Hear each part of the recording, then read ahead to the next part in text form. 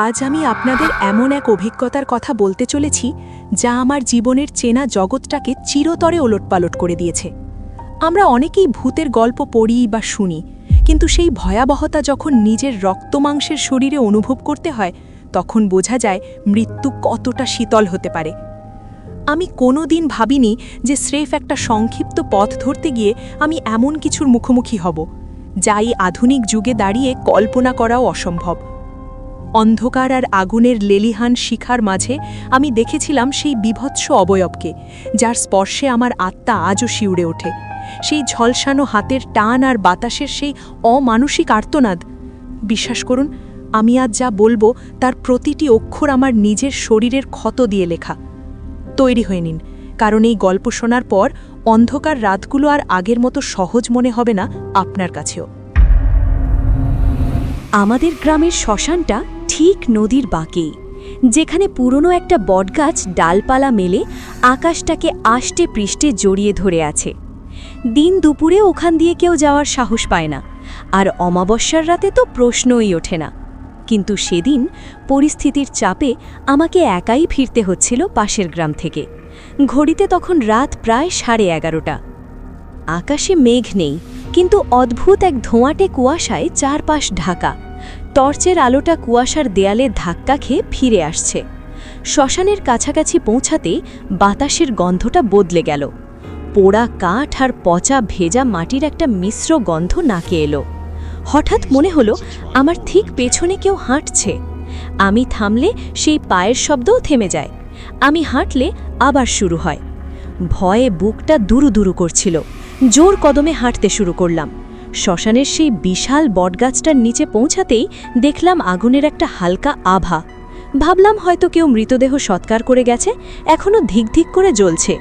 কিন্তু কাছে যেতেই আমার রক্ত হিম হয়ে গেল। চিতার উপর কেউ বসে আছে, পিঠ ফেরানো, দীর্ঘ জটাধারী এক মূর্তি। আগুনের আলোয় তার গায়ের চামড়াগুলো ঝলসানো তামাটে দেখাচ্ছে। আমি পাশ কাটিয়ে চলে যাওয়ার চেষ্টা করতেই একটা কর্কশ হাড় হিম করা কণ্ঠস্বর ভেসে এলো। এত রাতে একা কোথায় যাচ্ছিস রে? আমি উত্তর না দিয়ে দৌড়াতে শুরু করলাম, কিন্তু মনে হলো আমি একই জায়গায় বারবার ফিরে আসছি। সেই বটগাছ, সেই চিতা আর সেই বসে থাকা মূর্তি। এবার সে ঘুরে দাঁড়ালো।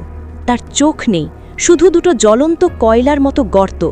মুখটা হাঁ করতেই বেরিয়ে এলো কালো রক্ত আর পচা মাংসের বিভৎস গন্ধ। সে খিলখিল করে হাসতে শুরু করল। সেই হাসি শ্মশানের নিস্তব্ধতা চিরে আমার কানের পর্দায় বিঁধতে লাগল। আমি চিৎকার করতে চাইলাম, কিন্তু গলা দিয়ে কোনো স্বর বেরোলো না। হঠাৎ অনুভব করলাম অদৃশ্য কিছু হাত আমার পা দুটো আঁকড়ে ধরছে মাটির নিচ থেকে। ঝলসানো হাতগুলো আমাকে টেনে হিচড়ে নিয়ে যেতে চাইছে সেই চিতার দিকে। আঙুলগুলো আমার চামড়ার ভেতর গেঁথে যাচ্ছিল। সেই স্পর্শে কোনো উষ্ণতা নেই, বরং বরফ শীতল এক অবশ করা অনুভূতি। আমি মাটিতে আছড়ে পড়লাম। চিতার সেই বিভীষিকাময় মূর্তিটা এবার উঠে দাঁড়িয়েছে। আগুনের শিখাগুলো তাকে ঘিরে অদ্ভুতভাবে নাচছে, আর তার হাড় গিলে লম্বা শরীরটা ক্রমশ কুঁকড়ে আমার দিকে এগিয়ে আসছে। শ্মশানের সেই জংলি বটগাছটা যেন হঠাৎ জীবন্ত হয়ে উঠল। তার ঝুড়িগুলো সাপের মতো নেমে এসে আমার হাত পা পেঁচিয়ে ধরতে লাগল। আমি চিৎকার করতে চাইলাম, কিন্তু মুখ খুলতেই বাতাসের বদলে এক রাশ গরম ছাই আর পোড়া মাংসের উৎকট গন্ধ আমার ফুসফুসে ঢুকে গেল। কাশতে কাশতে আমার চোখ ফেটে জল বেরিয়ে এলো। সেই মূর্তিটা এখন আমার ঠিক ওপরে। তার মুখটা ঝলসানো মাংসের এক দলা ছাড়া আর কিছুই নয়। নাক নেই, শুধু দুটো গর্ত দিয়ে ফোঁস ফোঁস করে তপ্ত নিঃশ্বাস ছাড়ছে সে। সে নিচু হয়ে আমার কানের কাছে মুখ আনল। তার কণ্ঠস্বর মনে হলো পাথরে পাথর ঘষার মতো কর্কশ। অনেক দিন কোনো তাজা রক্ত চিতার কাঠে পড়েনি রে, আজ তুই হবি সেই ইন্ধন। আমি অনুভব করলাম আমার শরীরটা মাটি থেকে ইঞ্চিখানেক উপরে উঠে গেছে। অদৃশ্য কয়েকটা হাত আমাকে হিচড়ে সেই জ্বলন্ত চিতার দিকে নিয়ে যাচ্ছে। চিতার আগুনটা এখন নীলচে রঙের হয়ে গেছে। আগুনের ভেতর থেকে বেরিয়ে আসছে অদ্ভুত সব আর্তনাদ। মনে হচ্ছে যারা আগে এখানে পুড়েছে তাদের অতৃপ্ত আত্মাগুলো আমাকে স্বাগত জানাচ্ছে। দৌড়াতে শুরু করলাম। পিচ্ছিল কাদা আর ঝোপঝাড়ের ভেতর দিয়ে আমার পা দুটো যেন নিজের অজান্তেই যান্ত্রিকভাবে চলছিল। পিছনে সেই ভারী নিঃশ্বাসের শব্দ আর শুকনো পাতা মড়মড় করার আওয়াজটা এক মুহূর্তের জন্যেও থামেনি, বরং মনে হচ্ছিল প্রতিটা সেকেন্ডে সেটা আমার আরও কাছে চলে আসছে। হঠাৎ বুঝতে পারলাম আমি যে রাস্তায় দৌড়াচ্ছি সেটা চেনা রাস্তা নয়। আমি ঘোরের মাথায় মূল রাস্তা ছেড়ে বনের ভেতরের সরু একটা পায়ে চলা পথে ঢুকে পড়েছি। দুপাশে আকাশচুম্বী শাল গাছগুলো যেন জীবন্ত দানবের মতো দাঁড়িয়ে আছে।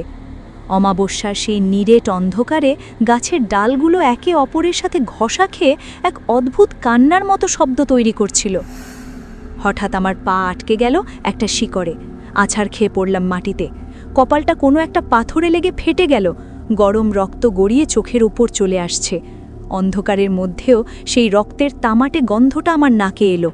আর ঠিক তখনই বনের নিস্তব্ধতা চিরে একটা বিকট অট্টহাসি ফেটে পড়ল। সে হাসি কোনো মানুষের হতে পারে না। মনে হলো যেন হাজারটা ভাঙা কাঁচ একসাথে পিষলে যে শব্দ হয় সেই রকম কর্কশ আর তীক্ষ্ণ। হাসিটা একবার সামনে থেকে আসছে, একবার পিছন থেকে। আমি টাল সামলে উঠে দাঁড়ানোর চেষ্টা করতেই দেখলাম চারিদিকে কুয়াশা জমে গেছে, কিন্তু সেই কুয়াশা সাদা নয়, কালচে ছাই রঙের। কুয়াশার ওপার থেকে সেই ছায়া মূর্তিটা আবার দেখা দিল। এবার সে একা নয়, তার পিছনে আরও কয়েকটা অবয়ব। কারুর শরীর অর্ধেক পোড়া, কারুর মাথাটা ঘাড়ের উপর ঝুলে আছে। তারা সবাই মিলে এক অদ্ভুত ছন্দে আমার দিকে এগিয়ে আসছে। তাদের নড়াচড়াগুলো স্বাভাবিক মানুষের মতো নয়, হাড়গুলো মটমট করে ভাঙার শব্দ হচ্ছে প্রতিটা পদক্ষেপে। দৌড়াতে দৌড়াতে আমি একটা জীর্ণ বিশাল লোহার গেটের সামনে এসে থামলাম। গেটটা আধ খোলা। ভেতরে একটা পুরনো আমলের 3 তলা জমিদার বাড়ি দাঁড়িয়ে আছে। বাড়ির দেওয়ালগুলো নোনা ধরা, জানলার খড়খড়িগুলো ভেঙে ঝুলে আছে। আমার কাছে আর কোনো পথ ছিল না। বনের সেই পিশাচগুলোর হাত থেকে বাঁচতে আমি ওই অভিশপ্ত বাড়ির ভেতরেই ঢুকে পড়লাম। বাড়ির ভেতরে ঢুকতেই এক গুমোট স্যাঁতস্যাঁতে গন্ধ আমার নাকে ঝাপটা দিল। ধুলো আর মাকড়সার জালে 4-5টা ঢাকা। মোবাইলের ফ্ল্যাশটা জ্বালানোর চেষ্টা করলাম, কিন্তু দেখলাম চার্জ 10%-এ নেমে এসেছে। আলোটা কাঁপছে। সিঁড়ি দিয়ে ওপরে ওঠার সময় মনে হলো কাঠের ধাপগুলো থেকে ডুকরে ওঠার শব্দ হচ্ছে। হঠাৎ ওপরতলা থেকে একটা শব্দ ভেসে এলো, যেন কেউ ভারী কিছু টেনে নিয়ে যাচ্ছে। আমি একটা বড় ঘরের দরজার আড়ালে লুকিয়ে পড়লাম। বুকটা এতটাই জোরে ধকপক করছে যে মনে হচ্ছে কেউ হাতুড়ি পিটছে। অন্ধকার কোণ থেকে হঠাৎ একটা ঠান্ডা হাত আমার কাঁধে এসে পড়ল। আমি চিৎকার করতে যাচ্ছিলাম, কিন্তু একটা হাত আমার মুখ চেপে ধরল। চুপ, আওয়াজ করবেন না, ওরা আপনাকে খুঁজে নেবে। এক বৃদ্ধের কণ্ঠস্বর। আমি তাকিয়ে দেখলাম এক জীর্ণ পোশাক পরা বৃদ্ধ, যার চোখ দুটো কোটরগত।